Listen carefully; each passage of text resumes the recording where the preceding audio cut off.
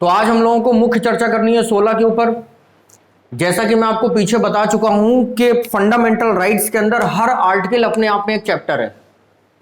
तो 16 भी एक चैप्टर है, लेकिन ये काफी बड़ा चैप्टर है, क्योंकि आर्टिकल 16 से ही जन्म हुआ रिजर्वेशन का। यहीं से जन्म हुआ बहुत सारे विवादों का और बहुत सारे विवादों के समाधान का। तो इसलिए सबसे पहले आपको यह समझना पड़ेगा कि 16 में लिखा क्या है। Equality in the matters of public employment, लोक सेवाओं में समानता का अधिकार। बड़ी सिंपल सी लाइन लिखी हुई है। अब ये लोक सेवाओं में समानता का अधिकार है क्या, इसकी चर्चा मैंने आपसे पीछे शायद कर रखी है, लेकिन फिर भी एक बार डिटेल में आप इसको समझ लीजिए कि जो सर्विसेज हैं हमारे देश में, सेवाएं, ये दो प्रकार की होती हैं। पहली सेवाएं हैं डिफेंस सर्विसेज, इनको हम लोग रक्षा सेवाएं कहते हैं। और दूसरी जो सेवाएं हैं इनको कहते हैं पब्लिक सर्विसेज,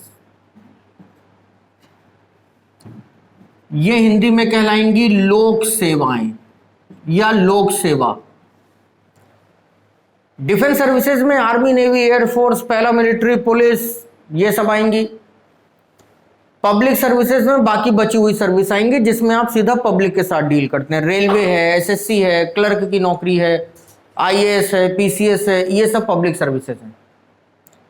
आर्टिकल 16 में बताया गया कि इक्वालिटी, समानता होगी कहां, in the matters of public employment. यहां आप किसी भी धर्म, जाति, समुदाय, लिंग, वंश या जन्म के स्थान के व्यक्ति हो, लोक सेवाओं में समानता का अधिकार है। लेकिन रक्षा सेवाओं में समानताएं नहीं है। क्यों नहीं है? क्योंकि रक्षा वही व्यक्ति कर पाएगा जो फिट होगा, हाथ पैर जिसके सलामत होंगे। अब कोई अंधा है तो फौज में कैसे भर्ती हो जाएगा? अंधाधुंध फायरिंग करने के लिए नहीं, ये मैं आपको बता चुका हूं। किसी का पैर नहीं है, किसी का हाथ नहीं है, तो डिफेंस फोर्सेस में क्या करेगा? कोई कान से सुन नहीं सकता तो जहाज कैसे उड़ाएगा? एटीसी के कैसे निर्देश फॉलो करेगा? तो इक्वालिटी की बात जब भी करी जाती है तो यह पॉइंट एकदम क्लियर रखना कि समानता केवल रक्षा सेवाओं में है, लोक सेवाओं में है, रक्षा सेवाओं में कोई समानता नहीं है। क्लियर? इसीलिए जब आप डिफेंस का फॉर्म कभी भरते हैं तो वहां पे आपसे आपकी जाति नहीं पूछी जाती, आपका धर्म नहीं पूछा जाता। उनके अपने पैरामीटर्स हैं, उनके ऊपर जो खरा उतरेगा वो भर्ती होगा, यहां पे पूछा जाता है। लेकिन अगला सवाल पैदा होता है कि क्या ऐसा है? जब आप समाज में जाते हैं और सिविल सर्विसेज को, पब्लिक सर्विसेज को देखते हैं, तो क्या यहां पे समानता है? तो यहां पे भी आपको समानता नहीं दिखती। यहां पे तो नहीं है, रजिस्टर्ड है, लेकिन यहां पर भी नहीं दिखती। क्यों नहीं दिखती? क्योंकि यहां पर फिर आ जाता है अमेंडमेंट 16 सब क्लॉज 4, 16(4). अब 16(4) में क्या बताया गया? 16(4) में बताया गया कि इन सब बातों के होते हुए भी, किन सब बातों के होते हुए भी, कि लोक सेवाओं में समानता का अधिकार होगा, पिछड़े वर्गों के लिए आरक्षण लागू किया जाएगा। Reservation for the backward classes, that's it. 16(4) एक सिंपल सी line, reservation for the backward classes, पिछड़े वर्गों के लिए आरक्षण का प्रावधान। आगे बात सुन में। अब ये लाइन जो आप लिखेंगे, पिछड़े वर्गों के लिए आरक्षण का प्रावधान या reservation for the backward classes, इसमें आप बैकवर्ड को अंडरलाइन कर लीजिएगा, पिछड़े को इसमें आप अंडरलाइन कर लीजिएगा। और फिर याद करिए कि पिछड़ेपन की परिभाषा आपने क्या पढ़ी। पिछड़ापन आपने किसे कहा था? आपने कहा था कि हम पिछड़ा 3 लोगों को मानेंगे, या तो जो शैक्षिक रूप से पिछड़े हैं, या तो जो सामाजिक रूप से पिछड़े हैं, और अब या तो जो आर्थिक रूप से पिछड़े हैं। तो रिजर्वेशन किसको मिलेगा? इन्हीं लोगों को मिलेगा। तो हम लोग बार बार बैकवर्डनेस की डेफिनेशन की चर्चा नहीं करेंगे, एक बार मैं आपसे 15(4) में कर चुका हूं। इसीलिए भारत के संविधान को जब आप पढ़ते हैं तो कई बार आपको आर्टिकल्स जोड़ जोड़ करके पढ़ने पड़ते हैं। अब अगर आप सीधे 16(4) पढ़ो तो आपको क्या समझ में आएगा? Reservation for the backward classes. इसलिए 16/4 को समझने के लिए 15/4 पहले समझना पड़ेगा, 15 सब क्लॉज 4 आपको समझना पड़ेगा। तो क्लियर है ये बात। अब यहां पे चर्चा शुरू करते हैं कि रिजर्वेशन है क्या, क्योंकि जब तक रिजर्वेशन आपको नहीं समझ में आएगा तब तक मजा नहीं आएगी। तो मैं आपको सीधे ले चलता हूं कॉन्स्टिट्यूएंट असेंबली में, संविधान सभा में, और वहां पे रिजर्वेशन को लेकर के डिस्कशन हो रहा है। जिस दिन ये डिस्कशन हुआ माहौल बड़ा गर्म था। कुछ लोग आरक्षण के पक्ष में थे, कुछ लोग उसके विरोध में थे। कुछ लोगों का कहना था कि रिजर्वेशन मैंडेटरी होना चाहिए, कुछ लोगों का कहना था कंडीशनल होना चाहिए। गर्मा गर्मी, गाली गलौज की नौबत, कुर्सी टेबल चलने की नौबत आ गई। और देर शाम करीब 7 बजे डॉक्टर अंबेडकर को बोलने के लिए बुलाया गया। आरक्षण को लेकर के डॉक्टर अंबेडकर ने यहां पे ऐतिहासिक भाषण दिया था, उसके कुछ अंश मैं आपको सुनाऊंगा। सबसे पहले तो मैं आपके दिल की बात आपको बता दूं कि आप क्या चाहते हैं। अगर किसी आम आदमी से पूछा जाए कि क्या रिजर्वेशन होना चाहिए, तो उसका सीधा जवाब होता है नहीं। और अपनी तरफ से वो ये लाइन जरूर कह देता है कि योग्यता को ही आगे आने का मौका मिलना चाहिए। The person who is eligible has to be put forward, उसको आगे आना चाहिए। और यही डिबेट का मुख्य विषय था उस दिन भी। तो डॉक्टर अंबेडकर ने कहा कि अगर आपकी बात को मान लिया जाए कि केवल योग्य व्यक्ति को ही आगे आने का मौका मिलना चाहिए, तो दुनिया में सबसे ज्यादा योग्य अंग्रेज है। पूरी दुनिया पे शासन किया उन्होंने, उनसे योग्य कोई होगा नहीं। तो उनको बुला लीजिए इंडिया, फालतू में आप संविधान बना रहे हैं, उनसे शासन करवाइए और मेरा विश्वास मानिए वो हमसे बेहतर शासन करेंगे। और जब करते थे तो बेहतर करते ही थे। तो reservation does not means the eligibility. आरक्षण का अर्थ है समाज के सभी वर्गों का प्रतिनिधित्व। अगर हम लोग एक राष्ट्र का निर्माण कर रहे हैं तो राष्ट्र के निर्माण में थोड़ा थोड़ा सहयोग सबका होना चाहिए। किसी एक पर्टिकुलर कास्ट कम्युनिटी का नहीं होना चाहिए। दूर समाज में कोई पिछड़े वर्ग का व्यक्ति जिसकी कोई पूछ नहीं है, वो भी गर्व से कह सके कि संसद में एक उसका भी प्रतिनिधि है। कोई माइनॉरिटी है, अल्पसंख्यक है, वो भी गर्व से कह सके कि उसके समुदाय का भी कोई व्यक्ति संसद में बैठा हुआ है।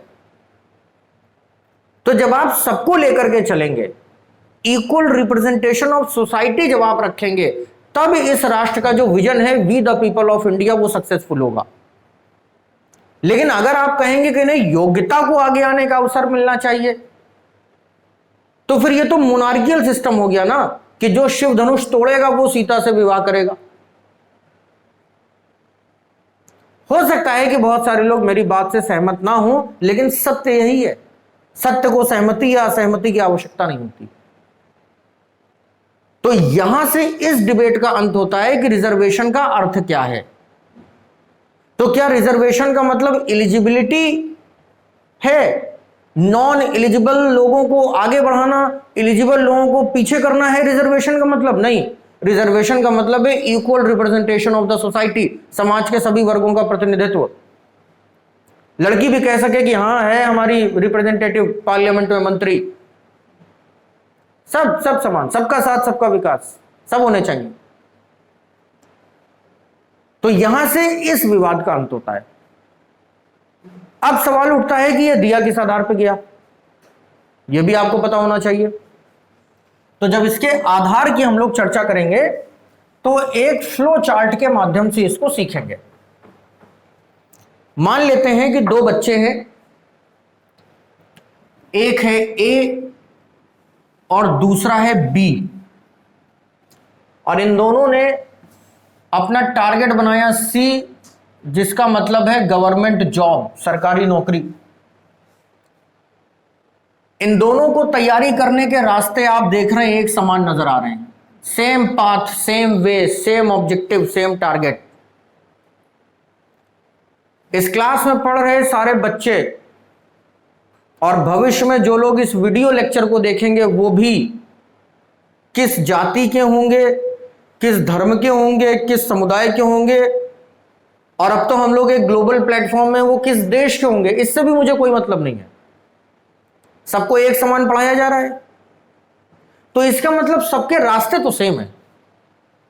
लेकिन जब आपसे यह कह दिया जाए कि यह बच्चा अनरिजर्व कैटेगरी का है और यह बच्चा रिजर्व कैटेगरी का है, अभी रिजर्वेशन की बात नहीं है, अभी केवल इनकी जातियां बताई गई हैं। और सवाल है कि अपने टारगेट तक पहले कौन पहुंचेगा। तो आपका जवाब यहां पर होना चाहिए कि टारगेट तक वो पहले पहुंचेगा जो तेज दौड़ेगा, क्योंकि दोनों के रास्ते सेम है। लेकिन संविधान सभा ने यह माना कि दोनों के रास्ते तो एक जैसे हैं, लेकिन बी की सामाजिक स्थिति यहां ना होकर के यहां पर है। बी का सोशल एजुकेशनल स्टेटस यहां पर ना होकर यहां पर है, इसलिए बी को रेस काफी पीछे से शुरू करनी पड़ती है। अगर बी का एक्चुअल स्टेटस हम लोग यहां पर मान लें और फिर कहें कि दौड़ लगाओ, तो अब अपने टारगेट तक पहले कौन पहुंचेगा? ए। जाहिर सी बात है, रिजर्वेशन का मतलब है रेस की लाइन को बराबर करना, जो स्टार्टिंग लाइन है उसको इक्वल स्टेटस देना। तो वो इक्वल स्टेटस कुछ इस तरीके से दिया गया कि बी को उठा करके यहां से यहां रख दिया गया और कहा गया तू अब दौड़। और अगर बी यहां से दौड़ेगा तो अब पहले कौन पहुंचेगा? अगेन वही जो तेज दौड़ेगा। तो रिजर्वेशन का बस इतना सा मतलब है कि बी के सामाजिक स्तर को यहां से उठा करके यहां रख देना। बात समझ में आ रही है? साथ ही साथ यह भी कहा गया कि आरक्षण की सीमा 50% से ज्यादा कभी नहीं होगी। अगर 100 वैकेंसीज आई हैं तो उनमें से मैक्सिमम 50 रिजर्व रह सकेंगी, मैक्सिमम 50, और 50 हमेशा अनरिजर्व रहेंगी। कोई पॉलिटिकल पार्टी चाहे कितने ही मैंडेट में क्यों ना आ जाए, वो आरक्षण की सीमा को 50% से कभी नहीं बढ़ा सकती। और अगर बढ़ाने की कोशिश करी गई तो इसको बेसिक स्ट्रक्चर के अंतर्गत रखा जाएगा। फिर Kesavananda Bharati versus state of Kerala एक बार फिर पैदा हो जाएगा।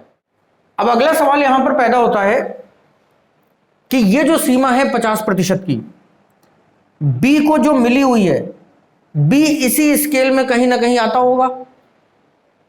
अगर हम लोग 1950 से ही रिजर्वेशन मान लें तो क्या बी आज भी यहां पर होगा? हो सकता है उसका सोशल और एजुकेशनल स्टेटस यहां आ गया हो, या हो सकता है यहां आ गया हो, या हो सकता है यहां आ गया हो, या हो सकता है यहां भी आ गया हो, लेकिन वो इसी स्केल में कहीं ना कहीं बीच में होगा। अब इस बारे में डॉक्टर अंबेडकर के क्या विचार थे? डॉक्टर अंबेडकर का मानना था कि बी का सोशल और एजुकेशनल स्टेटस यहां से यहां अगले 20 सालों में आ जाएगा। इसलिए रिजर्वेशन जो 1950 में दिया जाएगा वो 1970 में खत्म हो जाएगा। 20 साल सफिशिएंट होंगे पिछड़ी हुई जातियों को या पिछड़े वर्गों को यहां से उठा करके यहां लाने में। लेकिन इसी बीच हमारे देश में पॉलिटिक्स बहुत ज्यादा एक्टिव हो चुकी थी। तो जब 1970 आया तो पार्लियामेंट का सेशन लगा, वहां पे यह हुआ कि भाई अब क्या करना चाहिए। तो जो ऑपोजिशन पार्टियां थी उन लोगों ने कहा कि नहीं, अभी हम पिछड़े हैं, अभी हमारा लेवल ऊपर नहीं हुआ है, अभी हम वहीं के वहीं हैं। और साथ ही साथ जब आप किसी के पास वोट मांगने जाते हो तो एक अच्छा खासा वोट बैंक है पिछड़ी जातियां। तो ये जो 20 साल वाली लिमिट थी इसको 20 साल के लिए फिर बढ़ा दिया गया। और अगली बार इसका रिव्यू कब होगा? 90 में। तो जब 1990 आया तो पार्लियामेंट का सेशन फिर से लगा, फिर से चर्चा हुई कि अब हटाना चाहिए कि नहीं हटाना चाहिए। तब तक मंडल कमीशन का जिन आ चुका था, SC ST तो छोड़ो, OBC पैदा होने की स्थिति में थी। तो यह हुआ कि अब तो हम नई जाति बनाने की व्यवस्था कर रहे हैं और आप कह रहे हो पुरानी जातियों की स्थिति। तो यह हुआ कि नहीं, हम और ज्यादा पिछड़े हैं, हम यहां की बजाय और पीछे पहुंच गए हैं। तो इसको 20 साल के लिए फिर बढ़ा दिया गया। अब कब रिव्यू होगा? 2010 में। जब 2010 आया तो फिर संसद बैठी और 2010 में कांग्रेस की सरकार थी। और 2010 वाली जो कांग्रेस की सरकार थी, यानी कि जो ये 8 से 14 वाली गवर्नमेंट, 9 से 14 वाली जो गवर्नमेंट थी, वो गठबंधन की सरकार थी। तो उस समय डॉक्टर साहब ने कहा था, डॉक्टर मनमोहन सिंह ने, कि गठबंधन की मजबूरी है, तो इसको 20 साल के लिए फिर बढ़ा दिया गया। और अब ये रिव्यू कब होगा? 2030 में। तो इसलिए 2030 तक के लिए ये डिबेट तो यहां पे खत्म हो जाती है। लेकिन अब एक सवाल ये पैदा होता है कि मान लीजिए ए अनरिजर्व कैटेगरी है, वहां पर पहुंच गया, नौकरी मिल गई। बी रिजर्व कैटेगरी है, वहां पर पहुंच गया, नौकरी मिल गई। इनको रिजर्वेशन का कुछ बहुत फायदा मिला, ये अपना जैसे भी गए वैसे गए, और ये दोनों बच्चे ए और बी आज सरकारी नौकरी कर रहे हैं। लेकिन क्या आप इस बात से सहमत हैं कि इनकी परफॉर्मेंसेस में कुछ अंतर आएगा? कुछ तो अंतर आएगा। अगर एलिजिबिलिटी का अंतर नहीं आएगा तो साइकोलॉजी का अंतर आएगा। हो सकता है डिपार्टमेंट में यह बात हो कि यार तुम तो आरक्षण लेके आए हो, कहा जाता है।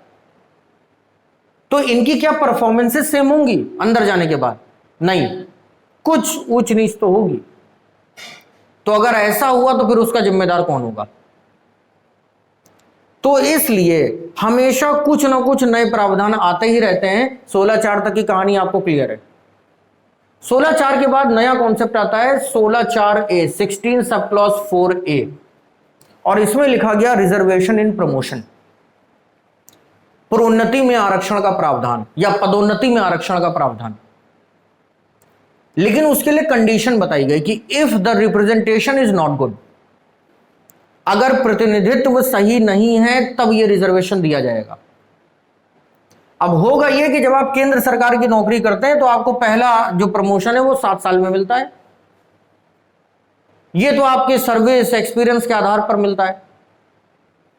अगर 16/4A लागू है उस दौरान, तो अगर आप जनरल कैंडिडेट हैं तो 7 साल में ही प्रमोट होंगे, लेकिन अगर आप रिजर्व कैंडिडेट हैं तो 4 साल में प्रमोट हो जाएंगे। इसका मतलब है रिजर्वेशन इन प्रमोशन,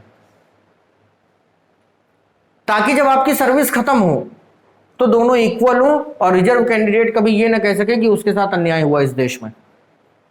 एक बात तो यह, लेकिन क्या यह तरीका सही है?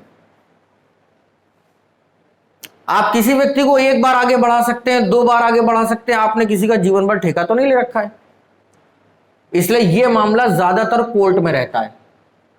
जब भी कोई स्टेट इसको लागू कराने की कोशिश करता है तो मामला कोर्ट में चला जाता है, और इस समय भी कोर्ट में ही है। इस समय भी यह मामला कोर्ट में ही है। इसके बाद अगला नंबर आता है 16/4B का, इसी से रिलेटेड लास्ट आर्टिकल। 16/4B है स्पेशल रिक्रूटमेंट, विशेष चयन। अब विशेष चयन का मतलब क्या है? जैसे कि 100 वैकेंसीज आई, 50 तो अनरिजर्व रहेंगी, ये तय है, 50 रिजर्व रहेंगी। अनरिजर्व कैंडिडेट ज्यादा होते हैं, यह भी आपको पता है, तो वो 50 जो हैं वो भर जाएंगी। लेकिन जो रेस्ट ऑफ द 50s हैं वो पूरी नहीं भर पाती हैं, रिजर्व कैंडिडेट नहीं भर पाते हैं।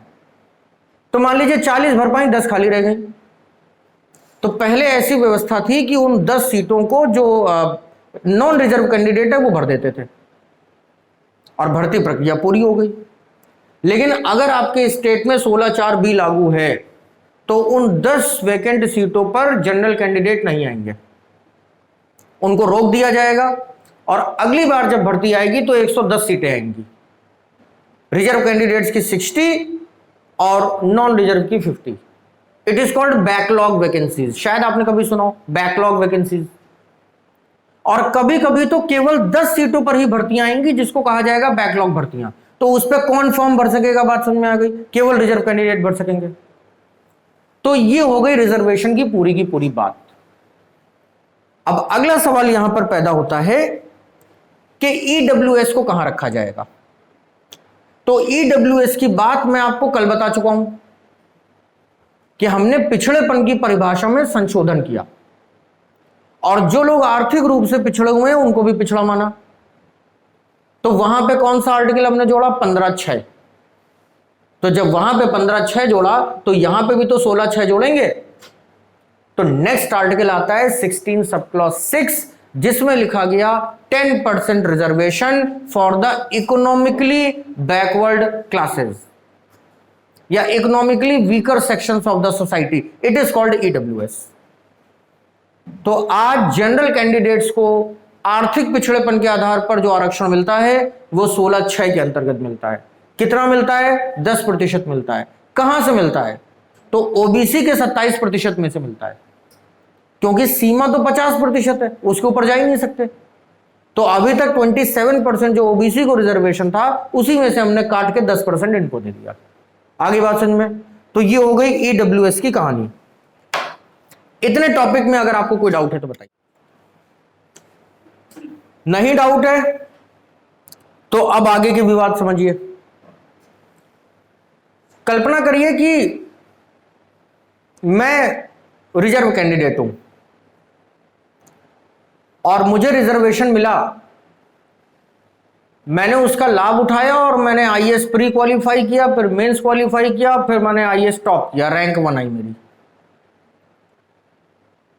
और फिर ट्रेनिंग सेंटर में शादी भी तय हो गई किसी दूसरी लड़की से जो भी आईएएस है। मान लीजिए उसकी रैंक 3 थी या 4 थी, दोनों मियां बीवी हम आईएएस हो गए। अब हमारे जो बच्चे पैदा होंगे, अगर उनसे कोई कहे कि तुम पिछड़े हो, तो क्या यह बात अब सही है? जिसके माता पिता आईएएस बन गए, अब उसके लिए क्या पिछड़ापन? तो क्या एक आईएएस माता पिता के बच्चों को रिजर्वेशन मिलना चाहिए? नहीं मिलना चाहिए। और अगर नहीं मिलेगा तो उनकी जगह कोई किसी गरीब को भला हो जाएगा, और अगर मिला तो फिर वो परंपरा चलती चली आएगी। This is called creamy layer. और आखिरी कॉन्सेप्ट इसमें क्रीमी लेयर का ही आता है कि क्रीमी लेयर आखिर क्या भला है। क्रीमी लेयर को जरा तोड़ दीजिए, क्रीमी अलग कर दीजिए, लेयर अलग कर दीजिए। क्रीमी का मतलब क्रीम, लेयर का मतलब परत। तो क्रीम की परत कब मिलेगी? जब मंथन होगा, दूध को मथेंगे तब मक्खन निकलेगा। तो आप मान लीजिए कि reservation is like a grinder, आरक्षण एक मथानी है जिसमें देश की सभी जातियों को डाल दिया गया है और यह मथानी पूरे साल चल रही है। तो कुछ तो ऐसी जातियां होंगी ना जो क्रीम बन के ऊपर आ जाएंगी। तो जैसे ही कोई जाति क्रीम बन के ऊपर आ गई, कोई व्यक्ति क्रीम बन के ऊपर आया, उसको निकाला, बाहर फेंका, काम खत्म, तुम्हें आरक्षण नहीं मिलेगा। पैरामीटर क्या है? कोई कैसे क्रीम बन जाएगा? 8 लाख पर एनम, इससे ज्यादा सैलरी होगी तब। वैसे तो कई सारे पैरामीटर्स हैं, शहरी क्षेत्र में मकान, गांव में इतने एकड़ जमीन, उधर नहीं जाना है। आप एक कॉमन, चूंकि हम लोग सरकारी नौकरी की बात कर रहे हैं, तो आप एक कॉमन क्राइटेरिया मान के चलिए कि 8 लाख पर एनम। आप बताइए कि 8 लाख पर एनम सैलरी किसकी होगी? ग्रुप ए में जाओगे तभी तो होगी। तो अगर आप आईएएस अधिकारी बन गए, 8 लाख रुपए सैलरी हो गई, अब भी पिछड़े हो। पूरे भारत का संविधान पढ़े हो, वर्ल्ड हिस्ट्री पढ़े हो, पॉलिटी पढ़े हो, ज्योग्राफी पढ़े हो, 6-7 लाख लोगों के बीच में कंपटीशन बीट करके आए हो, अब भी पिछड़े हो। नहीं पिछड़े हो ना? तो अब आपके बच्चों को रिजर्वेशन मिलना चाहिए? नहीं मिलना चाहिए। This is called creamy layer. नहीं मिलेगा। अगर आप सिलेक्ट हो गए तो अब आपके बच्चों को रिजर्वेशन नहीं मिलेगा, नियम यही है। लेकिन राजनीति जो न करवा दे। तो ये सब तो लागू है इस देश में, क्रीमी लेयर आज तक लागू नहीं है। और यह भी मामला कोर्ट में। अब जरा कैटेगरीज को देखिए, जनरल, ओबीसी, एससी, एसटी। अगर एसटी कैटेगरी का कोई व्यक्ति आईएएस बन गया, ग्रुप ए में चला गया, या उसकी आमदनी 8 लाख पर एनम से ज्यादा हो गई, तो उसका रिजर्वेशन खत्म हो जाएगा ना। लेकिन सीधा नहीं खत्म होगा, वो एसटी अब एससी बन जाएगा, एसटी के तौर पर रिजर्वेशन खत्म हो जाएगा। अगर कोई एससी ग्रुप ए में चला गया, 8 लाख से ज्यादा सैलरी हो गई, तो उसका रिजर्वेशन खत्म हो जाएगा और अब वो ओबीसी बन जाएगा। एक झटके में थोड़ा ना जातियों का उत्थान होगा, धीरे धीरे करके होगा। बिल्कुल सही प्रोसेस है। ओबीसी जब आईएएस बनेगा तब उसका रिजर्वेशन खत्म और वो जनरल कहलाएगा। अब प्रॉब्लम यह है कि क्रीमी लेयर की व्यवस्था केवल ओबीसी में लागू है, इनमें लागू है ही नहीं। अगर ओबीसी कैंडिडेट आईएएस अधिकारी बन गया तो उसके बच्चों का तो रिजर्वेशन खत्म हो जाएगा, लेकिन एससी और एसटी अगर आईएएस बने तो उनके बच्चे भी अब उसी तरीके से आईएएस बन सकेंगे, क्योंकि इनके लिए क्रीमी लेयर का कोई मतलब नहीं है। क्यों मतलब नहीं है? क्योंकि सरकार ने फिर से माना कि इनकी सामाजिक और आर्थिक स्थिति अभी वैसी नहीं हुई है। अब हुई है या नहीं हुई है, यह हमारे आपके बीच में डिस्कशन करने से तय नहीं होगा। इसके लिए सरकार को एक कमेटी बनानी पड़ेगी और देखना पड़ेगा कि इस स्केल में कहां पर वेरी करते हैं। लेकिन एक आम भारतीय होने के नाते जो बात समझ में आती है वो ये है कि प्रॉब्लम रिजर्वेशन नहीं है, प्रॉब्लम पॉलिटिक्स है। बहुत सारा रिजर्वेशन राजनीति के आधार पर दिया जाता है। उदाहरण के तौर पर जब मंडल कमीशन लागू हुआ तो देश में एक नई जाति का उदय हुआ, ओबीसी। वरना आजाद भारत में 3 ही जातियां थी, एससी एसटी जनरल। ओबीसी थी ही नहीं, या तो आप फॉरवर्ड थे या तो आप बैकवर्ड थे। लेकिन मंडल कमीशन ने जनरल कैटेगरी में जो लोग पिछड़े हुए थे उनको खींचा, एससी कैटेगरी में जो लोग अगड़े थे उनको खींचा और एक नई जाति बना दी, ओबीसी, अदर बैकवर्ड क्लास। और 1992 में इसको संवैधानिक मान्यता मिल गई और ओबीसी जाति का उदय हो गया। तो जब ओबीसी जाति का उदय होगा तो ओबीसी जाति पर राजनीति भी तो शुरू होगी। तो यहीं से इस देश में शुरू होती है क्षेत्रीय राजनीति। ये जितनी पॉलिटिकल पार्टियां हैं, क्षेत्रीय पार्टियां, जो जातियों की पार्टियां हैं, नाम नहीं लेना चाहूंगा, ये सब पार्टियों का जन्म 1992, सबकी डेट ऑफ बर्थ 92, चाहे वो कोई हो। तो हमने जाति बनाई ताकि उस जाति के ऊपर राजनीति कर सकें, सत्ता में आ सकें, उत्थान करने के लिए थोड़ा ना बनाई। तो अब अगर मुख्य परीक्षा की बात आती है, मेंस में आंसर की बात आती है, तो सबसे पहले तो मुद्दा उठेगा क्रीमी लेयर का। और क्रीमी लेयर आपकी राय, ध्यान रहे, एक प्रशासक की राय कभी भी पॉलिटिकल राय नहीं होनी चाहिए। एडमिनिस्ट्रेटिव एडवाइस अलग होती है, पॉलिटिकल एडवाइस अलग होती है। पॉलिटिकल एडवाइस का मतलब कि साहब अगर क्रीमी लेयर लागू करवा दिया तो चुनाव हार जाओगे। एडमिनिस्ट्रेटिव एडवाइस का मतलब होता है कि साहब क्रीमी लेयर लागू करवाओ, ये देश के लिए अच्छा है। सुप्रीम कोर्ट ने कहा है कि 2022 के अंत तक सरकार को क्रीमी लेयर लागू करवा देना चाहिए। अब 2022 तो चल रहा है, देखते हैं अंत तक क्या होता है। तो एक तो ये मुद्दा है। दूसरा मुद्दा यह है कि प्रमोशन इन रिजर्वेशन का क्या करंट स्टेटस है और स्पेशल रिक्रूटमेंट का क्या करंट स्टेटस है। मैंने कहा ना ये मामला कोर्ट में, तो ये भी टॉपिक आपको तैयार होना चाहिए कि प्रोन्नति में आरक्षण इस समय कहां पर पहुंच चुका है, होना चाहिए कि नहीं होना चाहिए, या प्रतिनिधित्व सही नहीं है। ये डिसाइड कैसे होगा कि कोई व्यक्ति खाली नौकरी कर रहा है वो वहां से कंप्लेन करे कि नहीं सर हमारा शोषण होता है। कहने से शोषण कैसे हो जाएगा? उसके लिए कोई रिपोर्ट होनी चाहिए, कोई तरीका होना चाहिए। तो ये बहुत सारे इश्यूज हैं जो आपको रिजर्वेशन में मिलते हैं। तो मेरे ख्याल में अब आपको इधर क्रीमी लेयर क्लियर हो गया होगा अच्छे से, इधर आपको special recruitment, reservation in promotion, reservation, EWS और मेन आर्टिकल 16 क्लियर हो गया होगा। तो हम लोगों ने अनुच्छेद 16 के माध्यम से पूरा चैप्टर क्लियर कर लिया। क्रम में आर्टिकल याद कर डालिए, भूलने नहीं है आपको। सबसे पहले 16 क्या पढ़ा आपने? Equality in the matters of public employment. फिर आपने पढ़ा 16 सब क्लॉज 4, इसमें क्या लिखा आपने? Reservation for the backward classes. फिर आपने पढ़ा 16 सब क्लॉज 4A, इसका मतलब प्रमोशन इन रिजर्वेशन। 4B special recruitment. फिर आपने पढ़ा 16 सब क्लॉज 6, इसमें 10% reservation for the economically weaker sections of the society और ईडब्ल्यूएस। और फिर इधर आपने देख लिया क्रीमी लेयर, जिसकी व्यवस्था संविधान में तो नहीं है, तो इसीलिए राजनीतिक मुद्दा है। ठीक, तो ये चैप्टर हमारा पूरा यहां पर क्लोज होता है। आरक्षण की कहानी खत्म। अब 17 और 18 फटाफट लिख लीजिए ताकि राइट्स ऑफ इक्वालिटी आज कम से कम फिनिश हो जाए और अगली क्लास में हम लोग राइट्स ऑफ फ्रीडम शुरू कर सकें। 17 और 18। 17 में है एंड ऑफ अनटचेबिलिटी।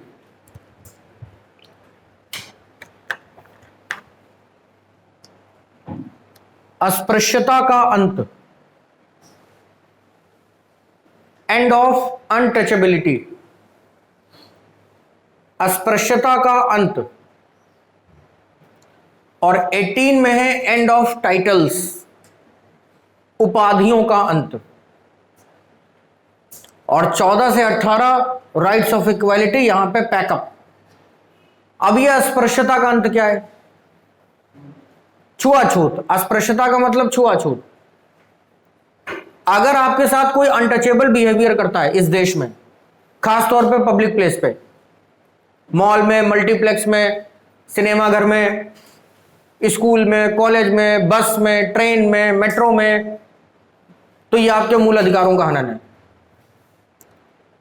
लेकिन अनटचेबल बिहेवियर का पैरामीटर क्या है? क्यों कोई व्यक्ति आपको कहेगा कि यू आर अनटचेबल? आपकी जाति के आधार पर। तो यदि आपकी जाति के आधार पर आपके साथ अनटचेबल बिहेवियर होता है, छुआछूत का मतलब यह नहीं कि हम तुम्हें छुएंगे नहीं, जरूरत पड़ जाए पैर छू लेंगे।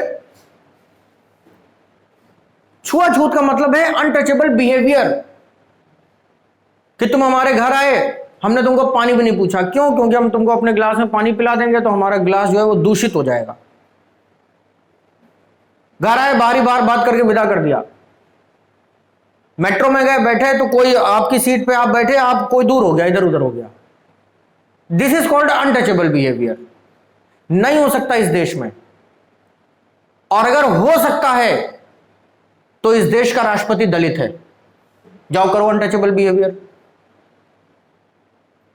मैं आपको बार बार वही कहानी सुनाता हूं, फिर से एक बार सुना रहा हूं, शायद आपको कुछ सीख मिले कि अब वो हिंदुस्तान नहीं है। 17 जुलाई 2017 भारत के राष्ट्रपति का चुनाव हुआ था। और इस बार जो 17 जुलाई है कि राष्ट्रपति का कार्यकाल पूरा हो चुका होगा, यानी कि अगले महीने इलेक्शन पूरे हो जाएंगे। रामनाथ कोविंद राष्ट्रपति बने। राष्ट्रपति बनने से पहले बिहार के गवर्नर जरूर थे, लेकिन उनको कोई जानता नहीं था।